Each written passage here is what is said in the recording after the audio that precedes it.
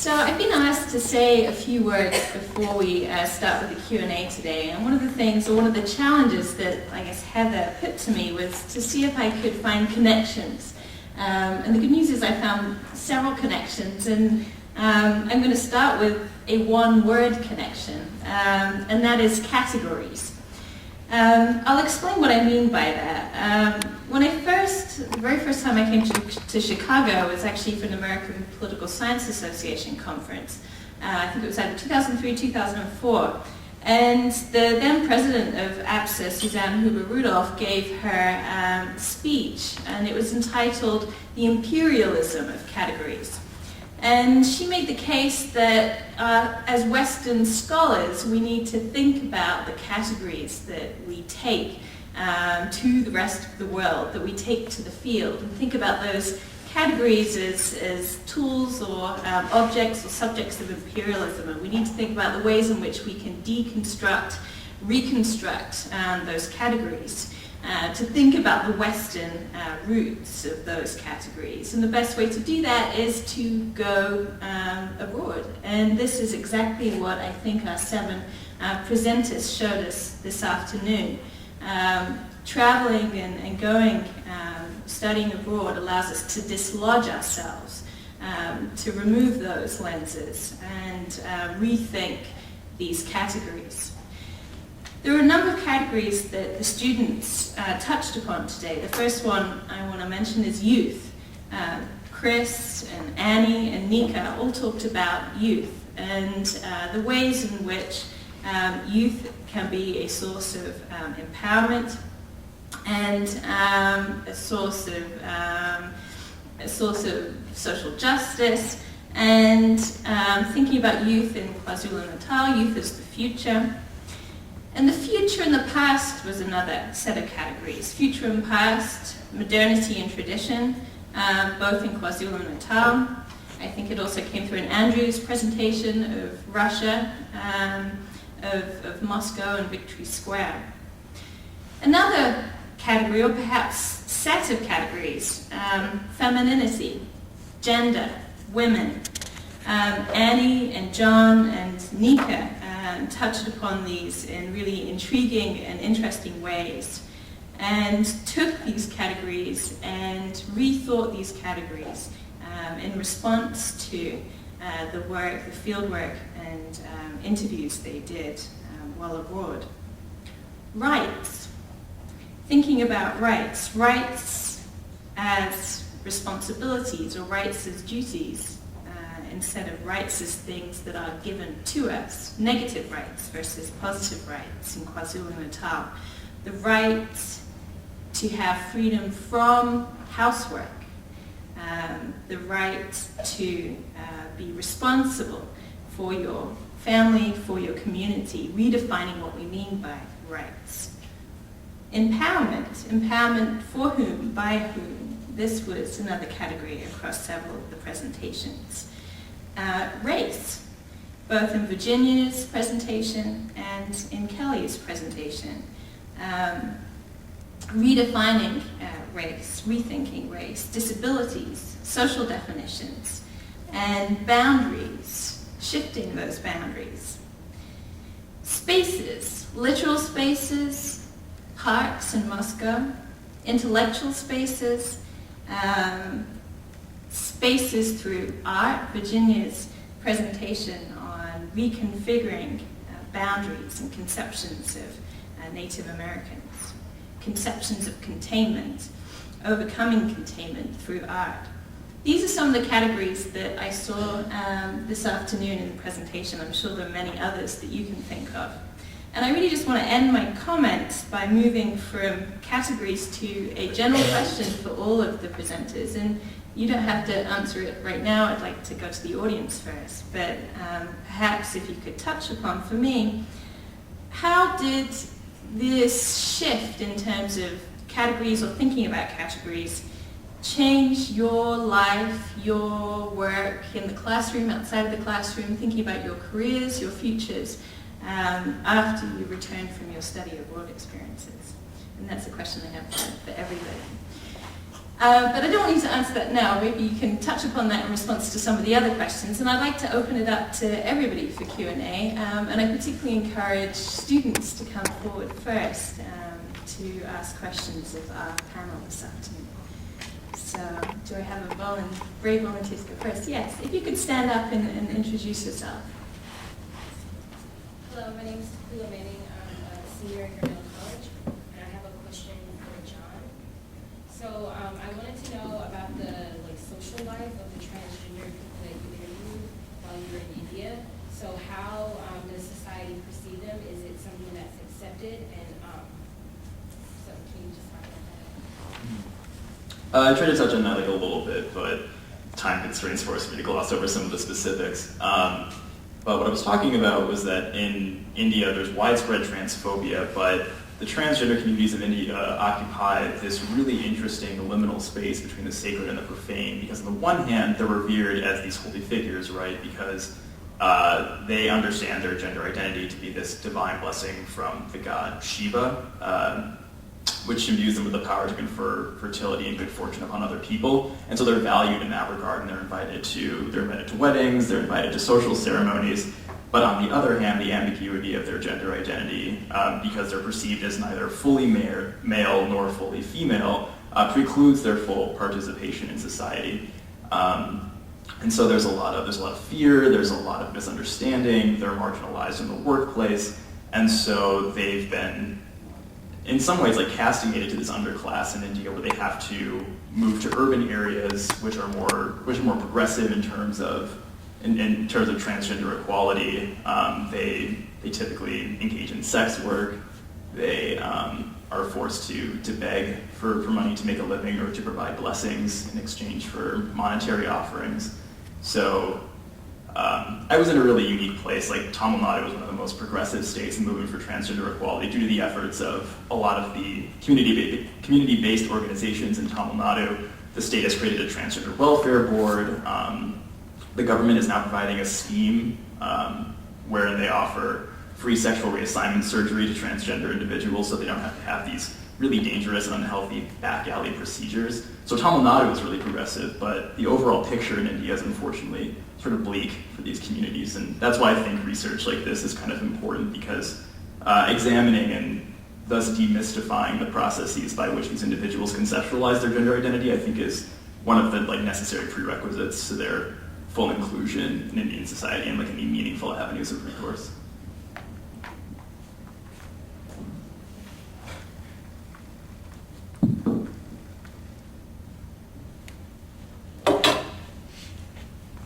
Tim Schmidt from Knox College. My question's for you, Virginia. In your research, did Frederick Jackson Turner come up at all? I'm curious to see your opinions on him and his theories of the West. Yeah, I definitely came across him. I don't necessarily have a really strong opinion about him personally. I think a lot of artists and a lot of I guess we would call them pioneers, people who went out west very early. There's a lot of good art that came out. I think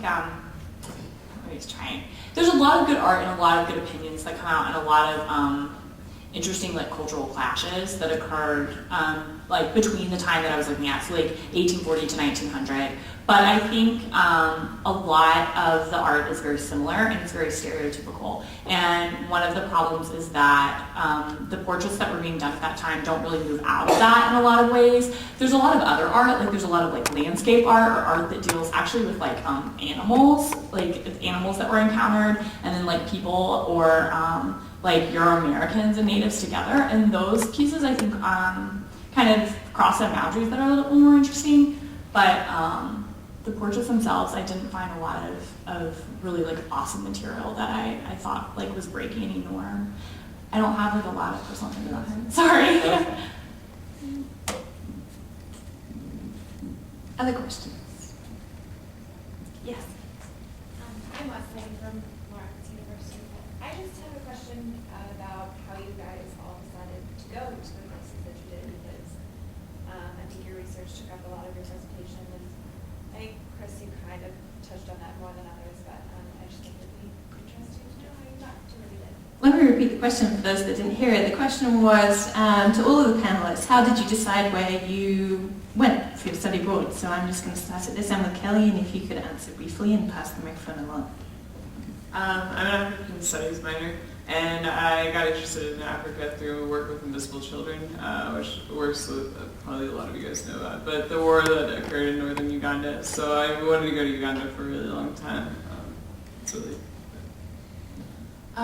Doing a concentration in community and global health at my school, and the SIT program I was at was focusing on community health and social policy.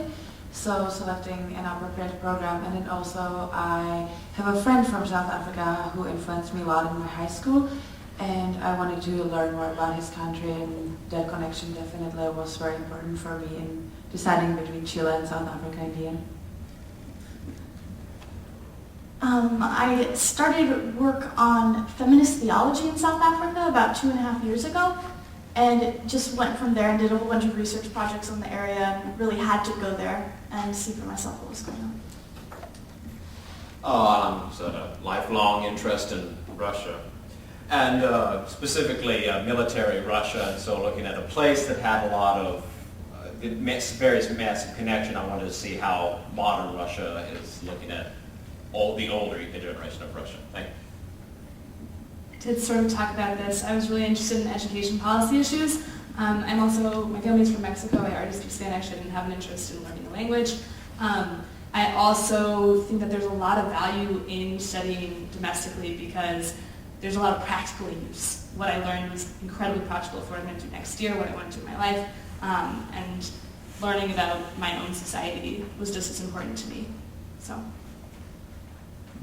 Well, it just kind of fell in my lap, to be honest. There's a humanities festival that goes on in Chicago like every fall, and I got some like weird invitation to go to some part of it one year and couldn't go, like missed the bus. And I was like, man, I really wanted to go to Chicago. And someone was like, well, you can just spend a semester there, and like gave me the pamphlet. And honestly, it was the easiest thing to do. And I know it's a terrible answer, but it's the truth. That's how I ended up there. Worked out great. I took a course at Carleton in the Sociology and Anthropology department called Culture and Politics in India, and it piqued my interest for a lot of reasons. I was really interested in the ways in which India has been defined by its social movements, its status as an emerging global superpower, the rich ethnic and cultural diversity of India, and so I was really excited about all the reading I was doing. And I think when I was trying to decide where I wanted to go abroad, I decided that I wanted to stop reading about India, and I wanted to experience India for myself and formulate my own opinions, at least initially. I think we've all felt that. Other questions? Yes, in the back. I guess I'm a student, but not officially. JD Carleton College. This is a question for Virginia. Thank you for a fascinating presentation. But in your juxtaposition of Euro-American portraits of Native Americans in the 19th century and more recent contemporary Native American portraits of Native Americans, which are subversive commentaries perhaps on the former, or ironic in some sense. I wonder if you could respond to the fact that hardly any Native American at some point in their life has not at least had a Edward Curtis poster on their wall, or buy them at a powwow or something, so at some level sort of the acceptance or the gravitation of that romantic portrayal by Edward Curtis. Yeah, absolutely. Curtis is such he's such a conversation starter, I guess. I guess a lot of what I read in interviews given said that a lot of Native people said, yeah, I've got those pictures, and it's of my grandfather, my great grandfather, whatever. And kind of what people say is, I don't like that there are so many of them out there, and I'm not crazy about the fact that, say, Virginia Henry, who's white and from Tennessee, has a picture of my great great grandfather on her wall and thinks that he wore feathers in his hair all the time and was always sad. But it's a great picture of him, and I have it, and I'm glad that I have it. And I think I read that a lot. Kind of I guess you might say, oh, it's a double standard, but the idea that it is a record. I mean, Curtis was very talented, and a lot of his photographs are very, like, I guess, visually pleasing in a lot of ways. So I read a lot of interviews and a lot of statements that said, I like them, I like having them, but I don't necessarily like that is the portrayal of Native people, like that Native people are always black and white, and that Native people never smile, and that they're always dressed in traditional costume. You know, I like having it on my wall and eating a bowl of Cheerios and wearing jeans and, you know, watching Looney Tunes or whatever. So that was what I mostly gathered. Yeah. Other questions? Yes, here. Yeah, thanks. Eric Lund, St. Olaf College. You all touched in some ways on groups that might have some dissatisfactions with the social order. I'm wondering to what degree these different groups are advocates for themselves towards social change, to what degree they're organized. But also in your role, there's an element of, you're not just disinterested in what you're doing here, how you were perceived coming in and studying this project, whether there's certain expectations about what you would do with it or hesitance to involve you in the inner workings of these communities. Okay, so the role of the researcher. Should we start here with Jory? I feel like I would be here all day if I gave that question full justice. But especially, well, to answer the first part of your question in terms of the agency of the individuals in this community, something that I thought was really interesting was I was talking about Priya Babu was one of my case studies, and she's a really prolific social activist in this community and has written 3 books already, speaks at rallies, is a member of the board in the government, and creates documentary films. And so Audubani's play an integral role in representing themselves and in being agents of their own social change, because they've had to be. And as far as your second question, my role as a researcher, being someone from, like, a seemingly wealthy, seemingly white student coming from the United States, I think there were a lot of questions surrounding my intention. I identify as heterosexual, so there was even further confusion as to why I was interested in this particular subject, which was really funny because there were a few times where they would say, very bluntly, why are you here and why are you interested in this? And there were moments where I was like, that's a really good question. And so I'm still thinking about that, I'm still processing that, and I feel like that's something that, even though I've been thinking about ever since I got back from India, I feel like that's something that I may never really have an answer to, but I'm happy that I have the opportunity to think about it, and that it's really made me think about my positionality as a researcher and what that means I bring to the work that I do. Well, I actually stopped my research in the middle of it. I had a conversation with the 2 professors, Lynn Hudson and Jane Rhodes, who were helping me with my project. And I was like, I'm not doing this anymore. I shouldn't be doing this. I shouldn't be writing about Native Americans. I'm just perpetuating the idea that I'm trying to speak against. And so they convinced me to finish it, and I did, and I'm glad I did. I learned a lot. I'm not sure if I even agree with what I chose to do, to be completely honest. I guess some background, I'm from Chattanooga, Tennessee, which is about 15 minutes from kind of the, Red Clay, Tennessee, which is basically where people say the Trail of Tears began. So there's a lot of Native history and a lot of tragedy that kind of surrounds my childhood. And that's why I was interested in what I studied. I have kind of moved on from this research and am doing a lot of creative writing that's kind of, I guess, investigating the very question that you asked about my role in it. And I have to say that I can't really answer even the first part of the question because it's pretty much all been about me and my role in it, which I think is an issue. So that's kind of all I have to say about that. Okay, I'm going to try to answer a lot of questions at once because I do want to touch on your question too because I think it's related. For me, my abroad experience in Chicago didn't deconstruct the categories. It didn't shift those categories. It made them more clear. And it made my own category as an individual more clear. yes, I'm from a Mexican family, but I'm white. I've never been discriminated against because of my race, and I realized that in Chicago more than I had ever realized it before. Those categories were important, and it was important to recognize those categories and acknowledge those categories even within our country. And I think that to say that I could deconstruct those categories is wrong, and it's not going to do much, I don't think, because it's coming from me from a privileged position. If anyone's going to deconstruct those categories, it has to come from those categories that are underprivileged, that are oppressed. So I think that that's in the harnessing the potential of those people. That's where that has to come from. And that's sort of why I was really inspired by the idea of youth empowerment, but specifically with youth who are of color, who are in poor neighborhoods, that they need to empower themselves, and we need to help them realize that empowerment.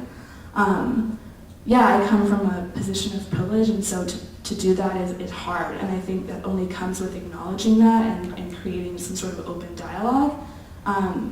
But in terms of like the role of the researcher, I think that in the process of creating the class, I felt like I was living out what I was teaching and living out what I was trying to get other people to do, because I never encountered that kind of bureaucratic crap from the university, being told so many times, no, this will never happen.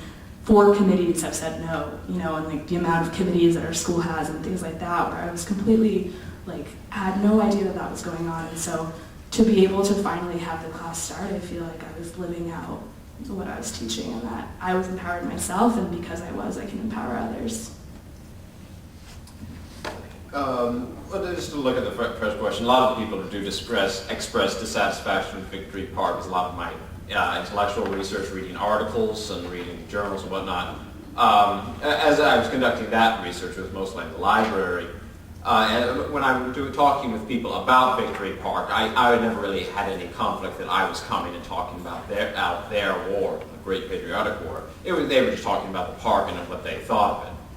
Most people, when they talked about the issue of does Victory Park address their issues of the war, what they would often talk about is the fact that Victory Park is not built on any battleground, so they themselves don't have that issue of sacredness as you would have on a more powerful battleground. So that was my research. I actually put a lot of thought into like the role of especially a Western researcher in an African country.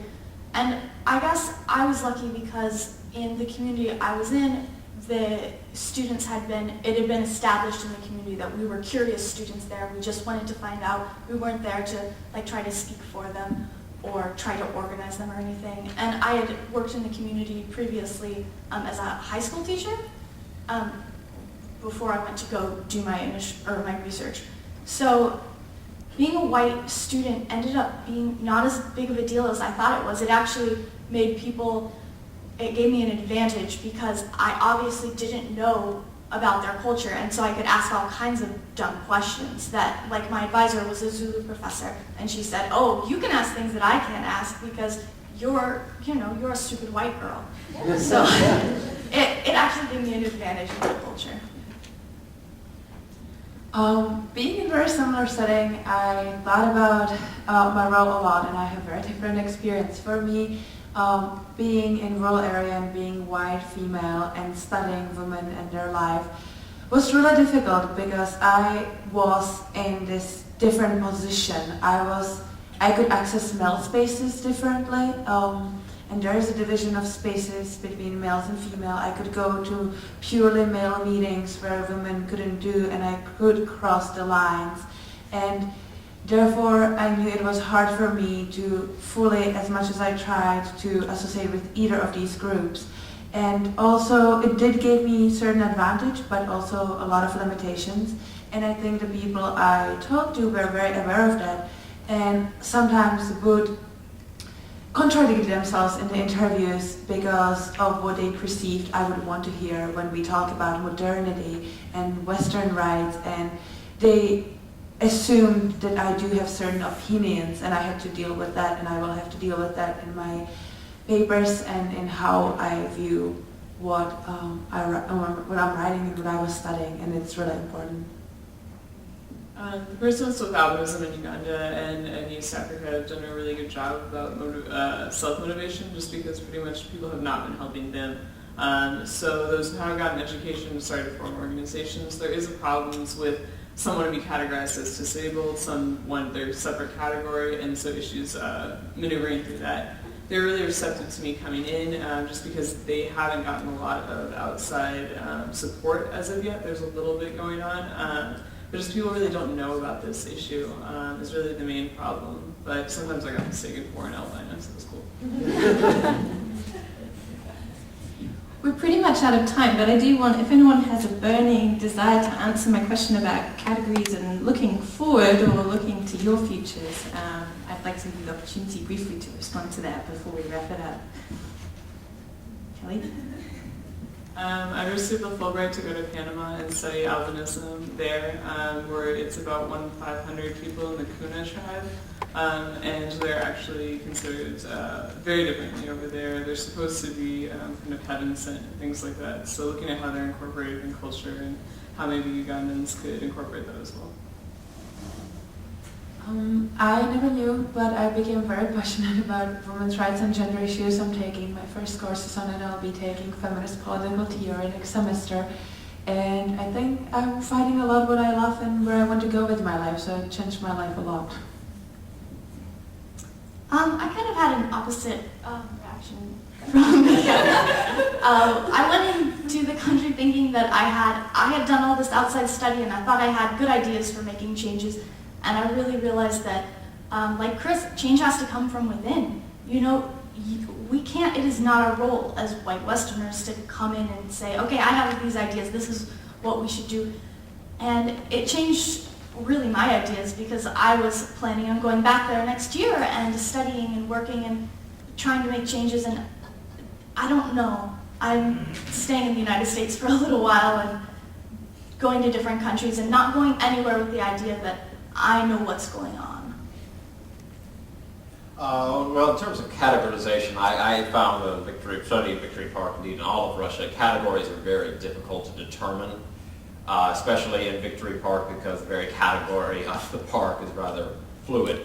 So in terms of my further research into all these categories and whatnot, I really want to look at how the war and how modern war politics are perceived as in areas outside of Moscow, more directly affected or less directly affected by the war itself.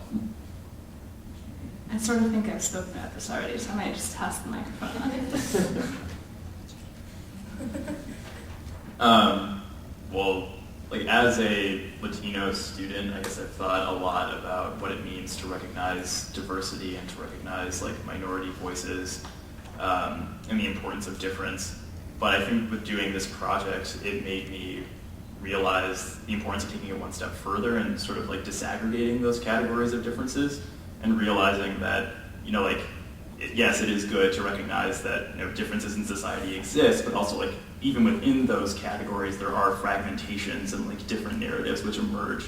And so, you know, I just like exploring those further.